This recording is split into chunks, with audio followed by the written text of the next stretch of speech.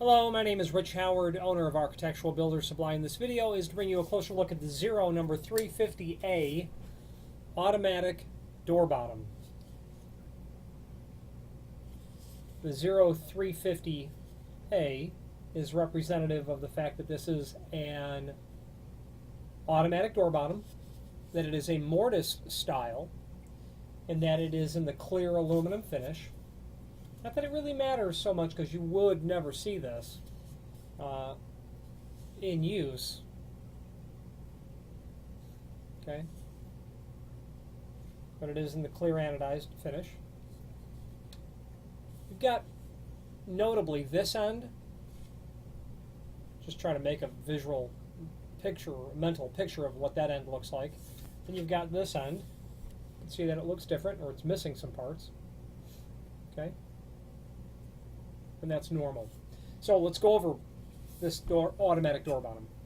First of all, what is an automatic door bottom? It is an item that automatically seals the bottom of the door when the door is closed. It's that simple. That's how they work. Regardless of type, whether it's a mortise type like this for a wood door, or if it's one that's intended for a metal door, or it's one that's intended to be surface mounted, or maybe one that's acoustically rated, they all do the same principle. When that door is pushed closed, that's the point of the closing cycle of the door where the automatic door bottom does its job and seals. This item is one of the offering of automatic door bottoms from Zero. Let's go over that now. There is a link below this video to what's called the product brochure, and that is very handy because you can see in one consolidated view this item and the sister products that Zero offers related to it, obviously. And pulling that up, you're going to see different part numbers, etc. And I'm loading that now. Okay, here we go. So the 350 model from Zero, you can see there is going to be page 2 is where you're going to find that. Okay, of this really nice view of all of the different models from Zero. You're going to first of all notice as you look through this product brochure, you've got different types. Those that are mortised, those that are surface mounted, those that are semi-mortised or semi-recessed. Okay, focusing on the 350 and those products that go along with it, meaning that they're mortised. You'll see more of them on page 3 and of course on page 1. You'll notice that this is going to get mortised into the bottom of the door, and because of the shape of this compared to the model that's intended to go into the bottom inverted channel of a steel door, this is appropriate for a wood door. Specifically, it's appropriate for a non-rated wood door in the sense that you would, if you were going to mortise this in the field, it would be a non-rated wood door, a non-fire rated wood door. If the door is fire rated, you'll definitely need to order your door mortised for this, or have a door manufacturer or someone listed to do that sort of work see that it is done. You may or may not be able to utilize the existing door if it's fire rated. You wouldn't be able to in most instances because the construction changes in a wood fire rated door. So this is a mortise type. You won't see it. It's concealed, making it an elegant sort of item. You never see the item itself unless your head's pressed to the floor, I suppose. Okay, so, and this differs from the surface mount models really in that regard, and the semi-mortise as well, which is on page 1, second row, third column. The 368AA is a semi-mortise model. If you have any questions on the different types, feel free to reach out. This video is going to focus on the mortise type that we're looking at here. Now, an automatic door bottom, how does it work? We know that it's going to seal the bottom of the door when the door closes, but how does it go about doing that? Well, if we refer back, we've got this mental picture of this end, and you notice that there's that gold-colored bolt. I'm going to call it the plunger, or the actuating bar. The other end doesn't have it. The plunger is what I'm going to refer to this from here on out. This is always installed on the hinge side of the door. Always installed, okay, on the hinge side. You would never install it on the lock side. The fundamental aspect of this is that this plunger, you can see that it's sticking out from the end of the housing. And as I rotate this, because it's a nut that's connected to a threaded bolt, as I rotate it counterclockwise, it sticks out even further. Okay? The amount of projection that the plunger has is directly related to the amount of drop. So, as your door is closing, the plunger, when the door is getting to the very final few degrees of closing, this will make contact with the rabbet of the frame. It has nowhere to go when it makes contact with the rabbet of the frame and is therefore pushed into the housing. And that is normal because this plunger is connected to a flat spring, and when this is depressed, and I'm going to show it now, as I depress that, it makes the bottom drop. Okay? And it does intentionally or by design drop unevenly. So, backing up just a little bit, we're going to go over installation of how this goes into the door after this. The amount of projection that you allow this to stick out is directly related to the amount of drop. Okay? The amount of drop is defined in the link to the instructions, and we'll go over that next when we go over installation. When the door is closed, this makes contact with the frame, is pushed in. It's pushed in because it's actually connected to a flat spring. And that flat spring is just a flat piece of metal. Okay? And when the bolt over here gets pushed in, it compresses the flat spring. The flat spring will only belly when it's compressed. It will just start to belly when you compress it. That bellying action of the flat spring is what forces that to drop. You really can't see any evidence of it in there, except that there's a screw that's here on the other side of the housing, and that's the evidence of the mechanism over at this end, which is the opposite end of the bolt. So between here and the screw that's here is where the inner workings are of the mechanism that forces the seal bar to drop. And because it's a flat spring, it will naturally lift it back up when the compression is removed from it. Now, the reason that it drops unevenly, which is normal, well, because it's a flat spring, but the end result is that my thumb is going to act as the sill. So as soon as that drops and then it makes contact with the sill, you'll notice that over here the other end will drop. Okay? So the action of these are that one end drops, makes contact with the sill, then it comes down like a knife edge. And that allows you to make a really nice seal against a sill that may not be level, or a door that may not be plumb, making it an elegant solution. It's the second reason it's elegant. Concealed, and it works with an uneven sill, making it an elegant solution. Okay, and that's really how that works. Now, you have the ability to trim these down in the field, and that is also indicated on the instruction sheet. You should try to, my opinion about ordering it, okay, is that you simply order it to the proper length that you need, is the bottom line. Okay, you order it so that you don't have to do any field trimming. And generally you've got about a 4-inch span in which to cut these down. And that's generally if you're working with something that's 3 foot or wider or longer in this instance. If you're dealing with a 28-inch door, you're not going to have the amount of room to cut it down. And in a lot of those models, you cannot trim them down in the field. So I'm a proponent of ordering it to the net length that you need. Here's why. The Zero is cutting this material to order. They're cutting it from long extrusions, 12 or 16 foot. They're going to cut it to 36 inch, which is just a random number anyway. So if you take the time to measure the doors, they'll cut them for you. They're cutting them anyway. And that's really a great idea, because I don't think you want to be in a position of having to cut this down at all.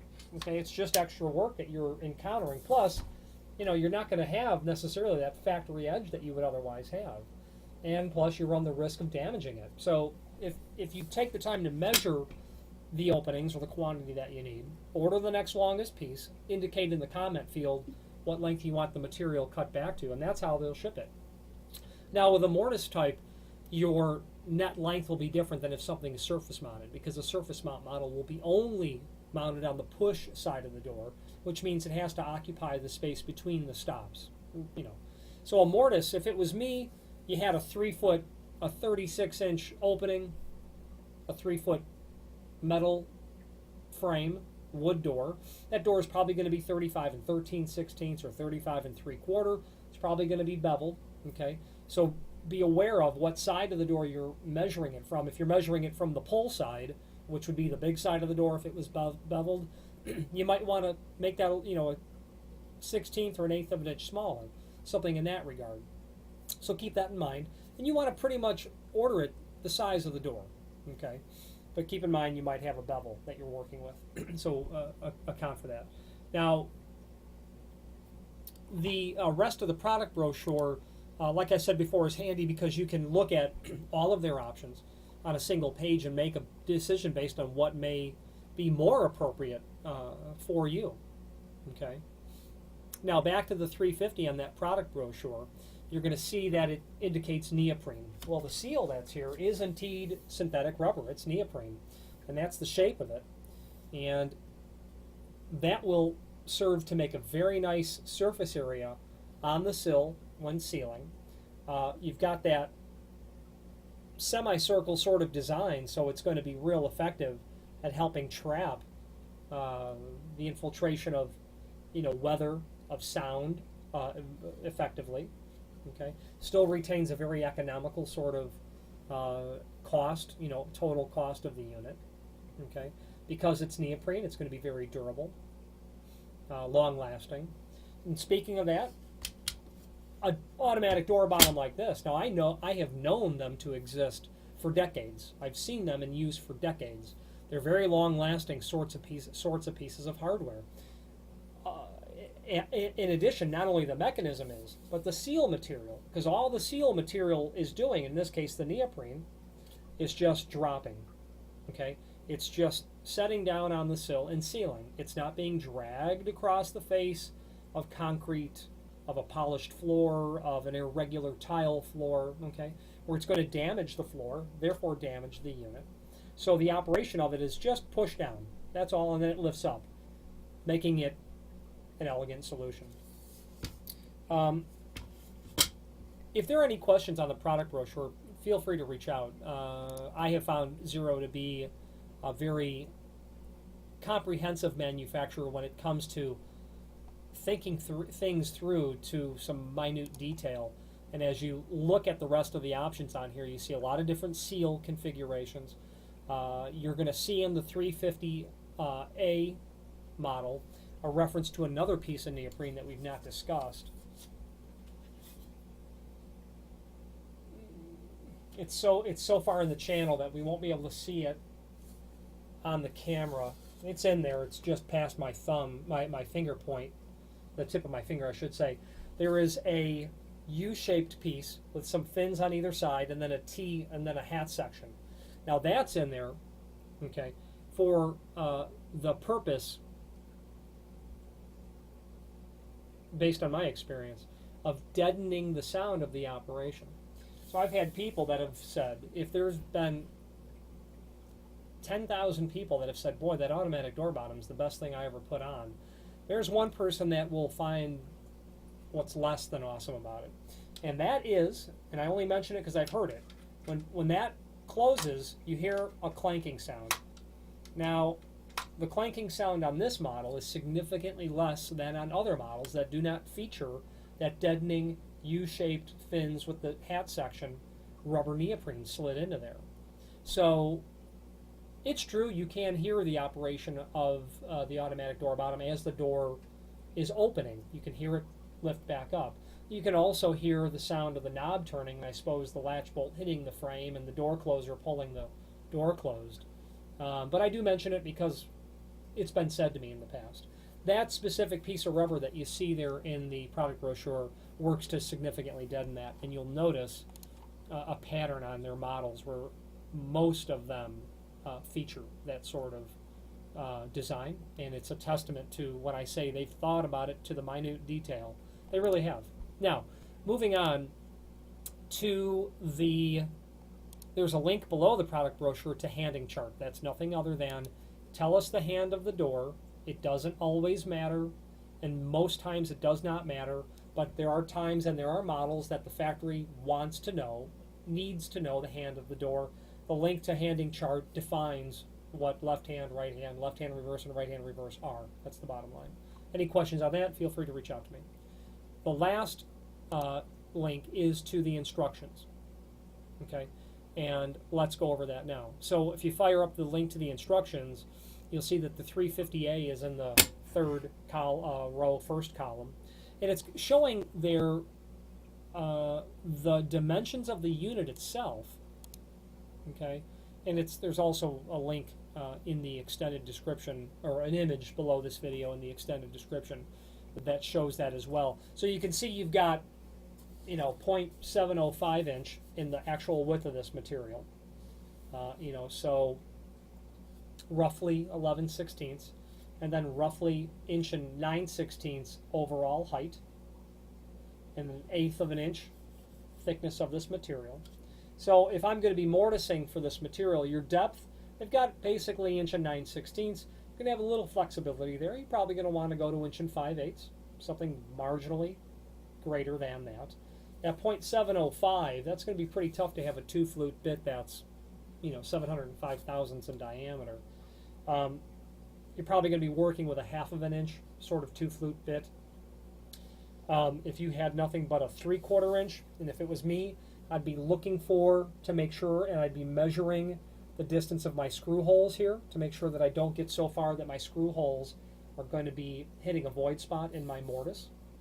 You know what I mean? You want to measure that before you go mortising something. And assuming that you're using a 1/2 inch bit, you'll be able to get to exactly where you're going to on that. Just heavy on 11/16 is where that's going to be. 3/4 inch, you're really only talking 45 thousandths greater than what is listed there. So you're going to be, okay on that as well. Mortising for this, I've done it the way that, I've done it a couple of ways. One way is with, hand tools that a typical carpenter will have or likely has. And then, of course, having a, very sophisticated, computer-controlled tool for it. So since most of us don't have the computer-controlled tool, the way that I've done it with a router, it'd be a plunge router. And being in a shop setting where it'd be normal for you to do these on a regular basis.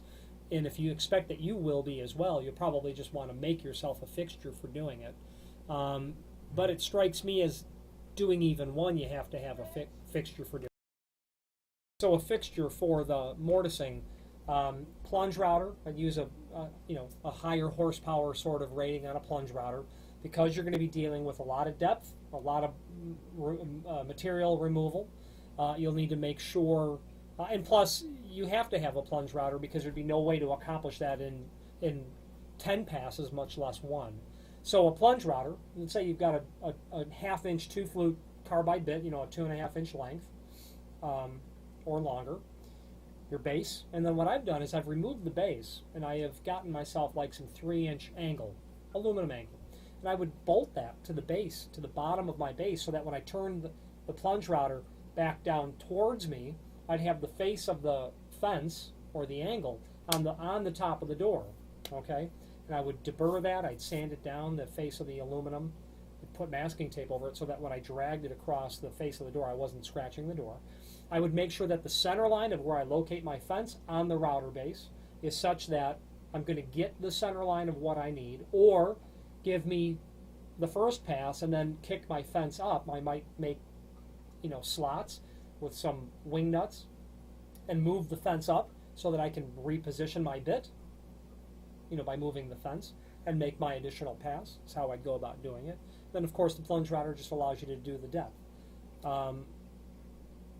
I probably went through that too fast for someone who's maybe never done it. Feel free to reach out to me. I'd be happy to go over that with you. But I don't make a living as a carpenter, so I could not imagine other ways to do that. I would use a plunge router. I would use a straight edge, a fence on a router base, and have at it. And I would save that toolings in case I ever had to do it again.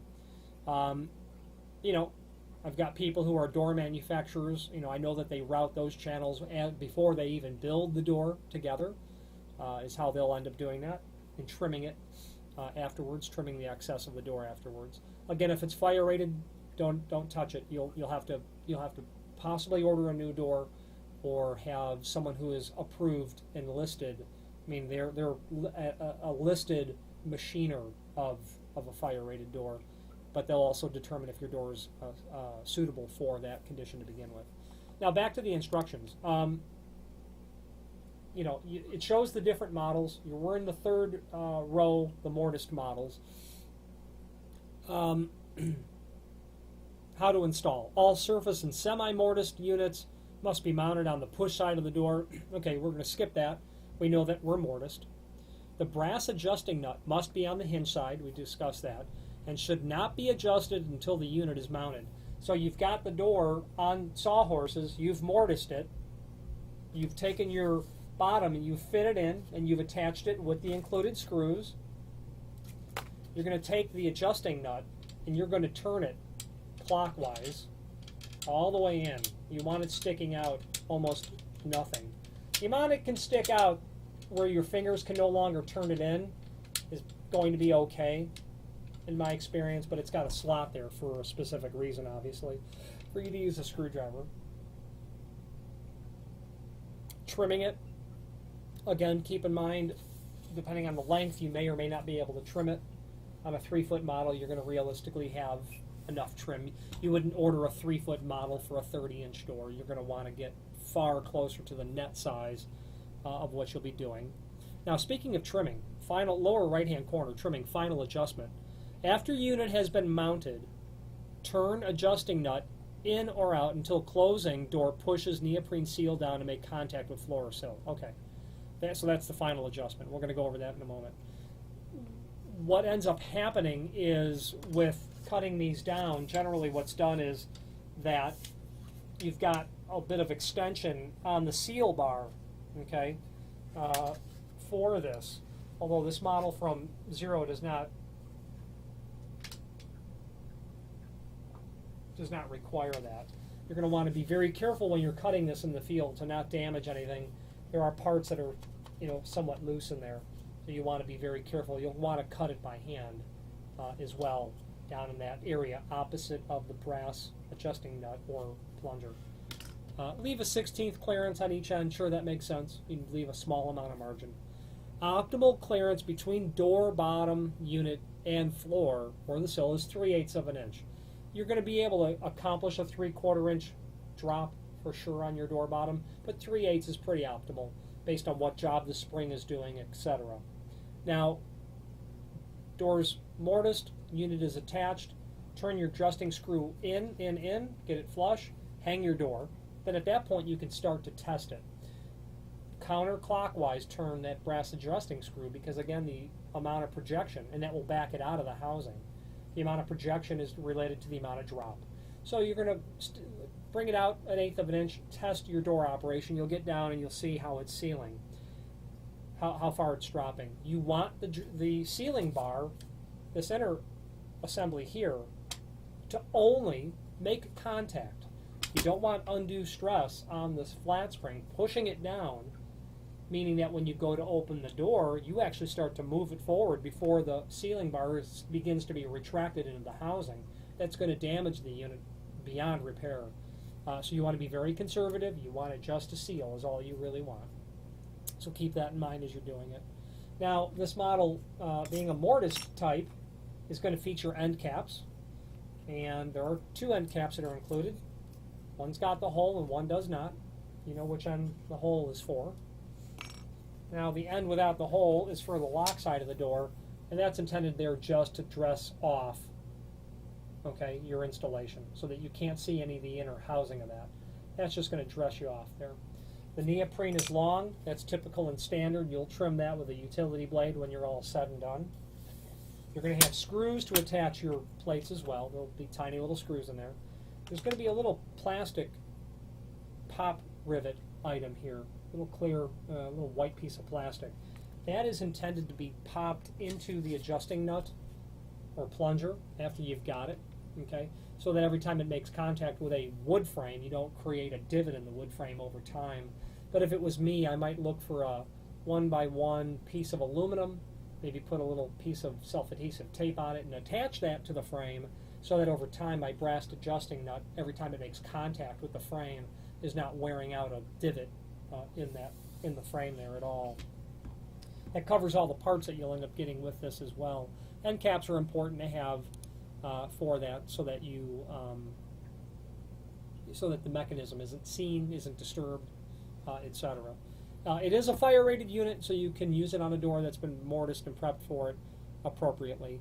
And Zero is a full-line manufacturer of all things, as you can see from the product brochure, automatic door bottom related, and they do it in a very good way, a very thorough way, a very high-quality way. I wouldn't hesitate to use their automatic door bottoms on any personal project or suggest them to someone else. You can see from their full-line catalog how comprehensive their offering is of weather stripping, and just like the amount of time they spend into thinking about the minutia of an automatic door bottom, that sort of logic pervades the rest of their catalog. So they've got a lot of unique solutions, and if you are in the business, or if you are in a construction-related industry and you make a living working with doors and weather stripping time to time, familiarize yourself with Zero. They've got solutions that no one else has, is the bottom line. Any questions on the Zero 350A automatic door bottom or any other Zero product, please feel free to reach out to us. Thank you very much.